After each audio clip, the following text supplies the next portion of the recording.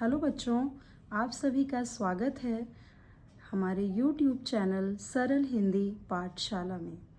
बच्चों, आज हम सभी स्वर संधि का दूसरा भेद गुण संधि के विषय में पढ़ेंगे। बच्चों, सबसे पहले वीडियो में हमने पढ़ा था संधि किसे कहते हैं, संधि विच्छेद किसे कहते हैं और संधि के कितने भेद हैं। तो हमने जाना था कि संधि के 3 भेद हैं, स्वर, व्यंजन और विसर्ग संधि। और अब हम सबसे पहले स्वर संधि के विषय में पढ़ रहे हैं। कल के वीडियो में हमने पढ़ा था दीर्घ संधि के विषय में, और आज अब हम पढ़ने जा रहे हैं स्वर संधि का दूसरा भेद गुण स्वर संधि। बच्चों ध्यान दीजिए, गुण स्वर संधि जो है उसको मैंने 3 भागों में बांटा है। आपको समझने में आसानी हो इसके लिए मैंने इसको 3 भागों में बांटा है। ध्यान दीजिए बच्चों, यदि अ अथवा आ के आगे, आगे मतलब उसके जस्ट बाद ई या ई आए, ई या ई मतलब छोटी ई बिना मात्रा की ई और मात्रा वाली ई आए तो दोनों के मिलने से ए हो जाता है। ठीक है, ये आपका पहला पार्ट हो गया। दूसरे पार्ट पे आते हैं। यदि अ या आ के आगे उ या उ आए, ह्रस्व उ या दीर्घ उ आए तो दोनों मिलकर ओ बन जाता है। ध्यान देंगे बच्चों, पहले पार्ट में बताया गया आ के बाद ई आएगा तो क्या बन रहा है, ए बन रहा है। यही ध्यान देना है आपको बेटा, ए बन रहा है। और यहाँ पर क्या हो रहा है, आ के बाद उ आए तो ओ बन रहा है ना। तो ये 2 चीज़ें हमने जानी, आ के बाद ई आने पे ए और उ आने पर ओ बन जाता है। ठीक है, अब तीसरा पार्ट है, इसमें बताया जा रहा है यदि अ या आ के आगे री आए, री ऋषि आप जानते हैं जिसको, री आए तो दोनों मिलकर अर बन जाता है। ध्यान दीजिए, अर के नीचे र के नीचे हलंत लगा है बेटा, तो इसका मतलब ये र पूरा नहीं है बच्चों, ये र आधा है ना। तो ये आधा यूज होगा। आधा र जब यूज हो रहा है तो कई बार प के नीचे प्रकार आप पढ़ते हैं वो होता है, और नहीं तो रे बन जाता है ऊपर। तो अभी जब एग्जाम्पल्स हम पढ़ेंगे तो उसमें आपको समझ में आएगा। ठीक है बेटा, तो अब हम एग्जाम्पल्स देख लेते हैं। मुझे लगता है परिभाषा आपको क्लियर हो गई होगी। अभी एग्जाम्पल्स के साथ एक बार हम लोग और परिभाषा देखेंगे। ध्यान दीजिए, हमने सबसे पहला जो लिया है एग्जाम्पल वो है नर प्लस इंद्र। ठीक है, और इसका आंसर क्या आ रहा है, नरेंद्र। ठीक है, अब इसमें हम देखते हैं ये नरेंद्र बना कैसे। अच्छा बच्चों, एक चीज़ और मैं बताना चाहती हूँ आपको कि ये संधि का प्रयोग क्यों हुआ हिंदी या संस्कृत में। सबसे पहले संस्कृत में प्रयोग हुआ, संस्कृत से ही हमारी हिंदी भाषा बनी है, तो अब हमने उसको हिंदी में भी ले लिया। बेटा, शब्द भंडार बढ़ाने के लिए हमारे शब्दों को, हमें इतने ढेर सारे शब्द हैं जो हम प्रयोग करते हैं, उन्हीं नए नए शब्दों को बनाने के लिए ये संधि का प्रयोग किया गया है। ऋषियों मुनियों ने हमारे ये संधि बनाई, इससे नए नए प्रयोग करके नए नए शब्दों का इन्होंने इजाद किया। ठीक है, तो यहाँ आप देख रहे हैं 2 शब्द हैं, नर है और इंद्र है, दोनों मिलकर क्या बन गया, नरेंद्र। ठीक है, तो नर का र जो है बेटा, आपको सबको पता है ना, र अगर र हम बोल रहे हैं तो क्या आ रहा है साउंड, र अ की साउंड आ रही है ना, मतलब इस र में ऑलरेडी अ है बच्चों। आप लोग कंफ्यूज मत होइएगा कि ये र के लिए अ कहाँ से आ गया, है ना, कंफ्यूज नहीं होना है। इस र में आ लगा हुआ है। अगर र में आ नहीं लगेगा बेटा तो र के नीचे हलंत हो जाएगा। जैसे यहाँ पे आप देख रहे हैं ना, अर है, ये र आधा है, इसलिए इसके नीचे हलंत लगा है।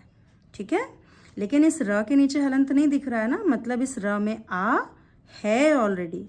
ठीक है, एक चीज़ और मैं बताना चाहती हूँ बच्चों यहाँ पर आपको कि कोई भी जो अक्षर है या वर्ण है, जिसको आप कहते हैं अक्षर, मतलब जैसे न, र, च, क, कोई भी अक्षर हो, अक्षर को वर्ण भी कहते हैं हम, तो उन सभी में आ ऑलरेडी होता है बेटा, ठीक है। अगर नहीं होगा तो फिर वो उसके नीचे हलंत लग जाएगा, जैसे यहाँ पर रा में लगा है, ठीक है, क्लियर है। तो इस रा का आ और ई तो ऑलरेडी है ही है इंद्र की, तो आ और ई मिलकर क्या बन गए, ए, और ये ए पहुंच गया ऊपर, नरेंद्र बन गया। क्लियर हो गया होगा आप लोगों को, है ना। अब हम दूसरा उदाहरण देखते हैं, योग प्लस ईश, क्या बन रहा है आंसर, योगेश, ठीक है।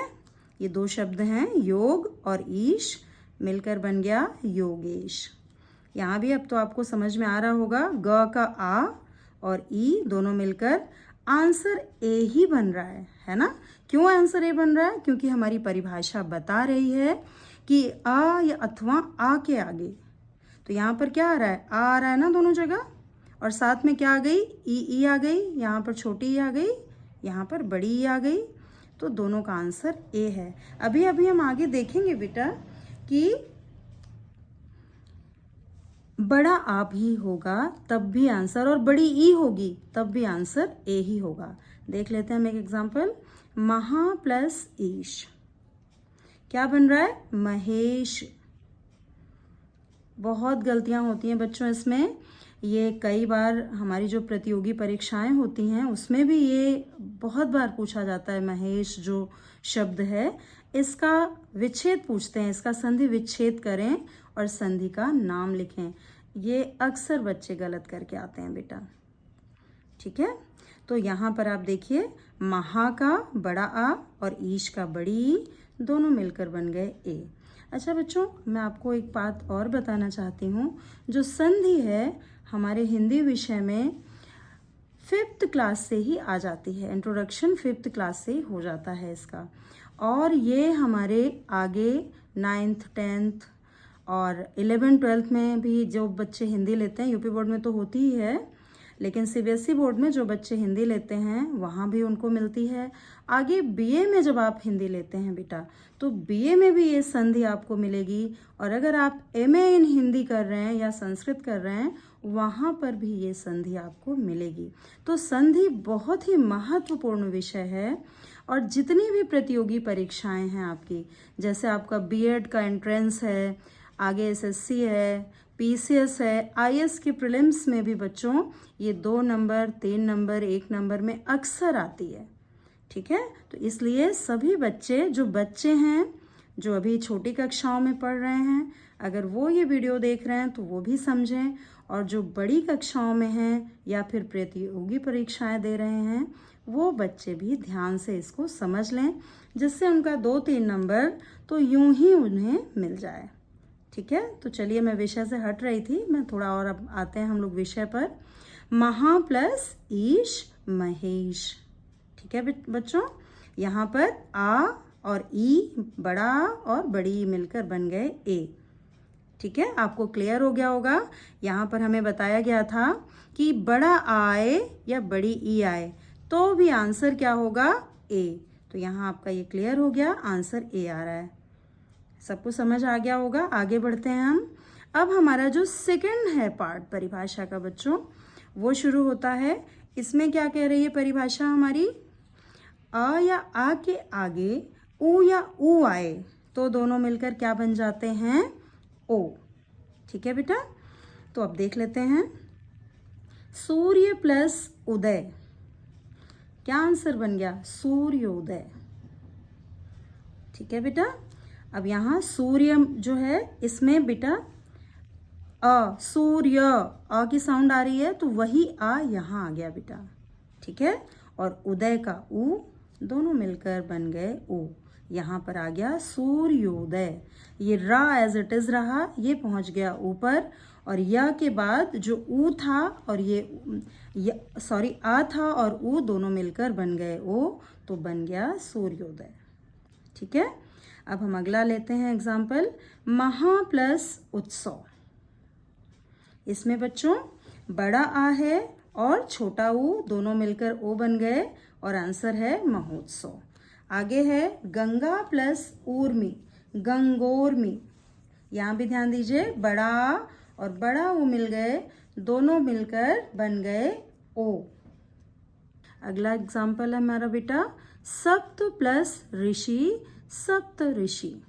ठीक है, तो यहाँ पर त का आ और री का ऋषि का री दोनों मिलकर बन गए अर। अब यहाँ ध्यान दीजिए, इस र के नीचे हलंत है, इसलिए ये र आधा है, तो ये अर जो बना बच्चों, ये यहाँ पर त में मिल गया अ, और ये र जो है ये ऊपर पहुंच गया और ये बन गया शब्द सप्त ऋषि, सप्तर्षि। ठीक है, क्लियर है बेटा? आगे बढ़ते हैं। महा प्लस ऋषि, महर्षि। यहाँ पर भी बड़ा, महा का बड़ा और ऋषि का री दोनों मिलकर बन गए अर, महर्षि। अब आप लोग बिल्कुल समझ गए होंगे कि छोटा आ हो या बड़ा आ हो, री के साथ मिलने पर बेटा अर उत्तर ही आएगा। तो हम लोगों ने आज पढ़ी है गुण संधि। बच्चों आप लोग इसको बहुत ही ध्यान दीजिएगा, सभी लोग 2 बार इसको सुनिएगा। जिसको भी संधि में अपनी महारत हासिल करनी है आप समझने की कोशिश करिएगा। अगर कहीं कोई डाउट है तो आप कमेंट बॉक्स में लिख दीजिएगा, मैं आपका रिप्लाई ज़रूर करूँगी। धन्यवाद बच्चों, कल हम मिलते हैं अगली संधि के साथ। स्वर संधि का जो तीसरा भेद है वृद्धि संधि।